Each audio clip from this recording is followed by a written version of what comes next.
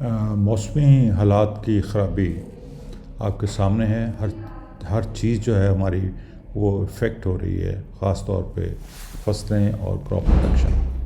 اس مسئلے کے اس ایشو کے اوپر میں بارہا عرض کر چکا ہوں کہ پکنک ہی واحد ایک طریقہ ہے جس سے ہم موسمی حالات کا مقابلہ کر سکتے ہیں. کسی حد تک، مکمل طور پہ نہیں، کسی حد تک مقابلہ کر سکتے ہیں. تو اس کے لیے ضروری ہے کہ ہم اپنی طریقہ کاشتکاری کو فوری طور پہ بدلیں اور پکنک کا جو قدرتی نظام کاشتکاری ہے اس کے اوپر آئیں. اب اس سال یہ ہوا کہ جو سردیوں کی فصلیں ہیں وہ ساری افیکٹ ہو رہی ہیں. اس میں توریا، رایا، سرسوں، کنولا، یہ ساری قسمیں ہیں. اس کے بعد گندم ہے، اس کے بعد اور باقی جو فصلیں سردیوں کی ہیں وہ کافی افیکٹ ہو رہی ہیں اور بلکہ کنفیوز ہیں. یعنی کہ جو قدرت کا نظام ہے اس میں فصلیں جو ہیں وہ ٹیمپریچرز ان کو گائیڈ کرتا ہے کہ انہوں نے کس وقت کیا کرنا ہے. اب ٹیمپریچر جو ہے نارملی ہمارا دسمبر میں کم سے کم 3-4 راتیں ایسی مل جاتی ہیں جس میں ککر جس کو کہتے ہیں کورا پڑتا ہے، فروسٹ پڑتا ہے. اس دفعہ وہ کام نہیں ہوا. اس دفعہ ہمارا ٹیمپریچر جو ہے وہ کم ہی نہیں ہوا اور 8 ڈگری سینٹی گریڈ سے کم ہی نہیں ہوا ٹیمپریچر. اور اوپر والا ٹیمپریچر جو ہے وہ بھی تقریباً 20 جو سینٹی گریڈ سے اوپر ہی رہا. اب یہ گراف میں نے دکھا رہا ہوں آپ کو. اس میں آپ دیکھیے کہ لویسٹ ٹیمپریچر جو ہے وہ 8 سینٹی گریڈ ابھی تک ریکارڈ کیا گیا ہے اور ہائیسٹ ٹیمپریچر جو ہے وہ 18 ڈگری ریکارڈ کیا گیا ہے. یہ سینٹرل پنجاب اور بلکہ سندھ کے حالات اور خراب ہوں گے اور باقی علاقوں کے میں کہہ نہیں سکتا، لیکن یہ بیسیکلی لاہور اور سراؤنڈنگ ایریاز کی جو ہے وہ ڈیٹا ہے.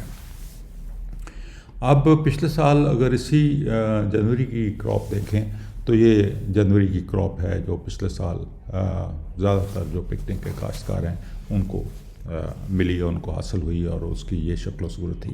اس دفعہ یہ دیکھیے کہ یہ کیا نظام ہے کہ ابھی ہی گندم جو ہے وہ اپنے سٹے نکال چکی ہے اور اس کی وجہ ہی صرف یہ ہے کہ ٹیمپریچر جو ہیں ان کو پورے نہیں ملے، یعنی کہ ٹھنڈ نہیں پڑی. اب جن لوگ پکنک پہ ہیں اور جنہوں نے پروننگ کی ہے ان کا بھی کوئی حال اتنا اچھا نہیں ہے. ان کی بھی جو پروننگ کے باوجود ٹلنگ جو ہمیں چاہیے کم از کم 20 ٹلرز پر پلانٹ وہ شاید اتنی نہیں مل سکی.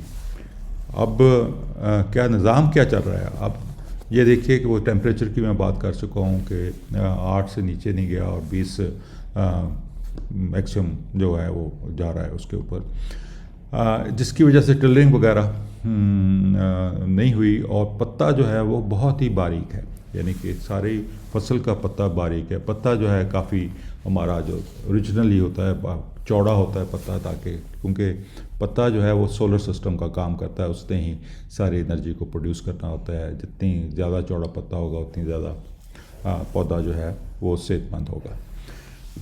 اس لیے ہماری جو ییلڈ اس دفعہ ہیں ایکسپیکٹڈ ییلڈ ہیں وہ کافی لو ہونے کے امکانات ہیں. اللہ کرے کوئی بہتری ہو جائے، موسم ٹھیک ہو جائے، کوئی بارشیں ہو جائیں، کچھ گرمی جلدی نہ پڑے جس سے دانہ جو ہے وہ اچھے طریقے سے میچور ہو جائے.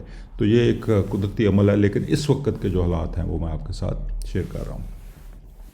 پکنک فارمر جنہوں نے پورے طریقے سے فالو کیا ہے، اسپیشلی جنہوں نے ملچنگ کی ہوئی ہے اور پروننگ بھی کی، اور اس وقت پروننگ کی جب ابھی ناڑ بننا شروع نہیں ہوا، تو ان کے لیے یہ بہت ہی ایک خوش سائن ہوگا کہ وہ اچھے بہتر طریقے سے کریں گے. پکنک فارمرز جو ہیں وہ بڑے ویجیلنٹ رہیں. ویجیلنٹ سے مطلب ہوا کہ بہت غور سے فصل کو دیکھتے رہیں اور اس میں اگر کوئی کمی آتی ہے، یعنی کہ اس کا رنگ کوئی مسئلہ ہوتا ہے، تو اس میں فولیئر اپلیکیشن یا زیادہ سے زیادہ 4-5 کلو NPK وغیرہ دے دیں. خاص طور پہ وہ کاشتکار جنہوں نے پہلی دفعہ پکنک کے اوپر فصل لگائی ہے. یا پھر فولیئر اپلیکیشن کے علاوہ فولیئر بھی کر سکتے ہیں 2% سولوشن کے ساتھ، اور 5 کلو آپ پانی اگر اریگیشن کرنی ہے تو اس میں 5 کلو NPK وغیرہ جو ہے پانی میں حل کر کے اس کو دے سکتے ہیں. تو ذرا ویجیلنٹ رہنے کی ضرورت ہے. اللہ سے دعا ہے کہ سارے کاشتکاروں کی فصل اچھی ہو اور خاص طور پہ پکنک کے کاشتکاروں کی. شکریہ.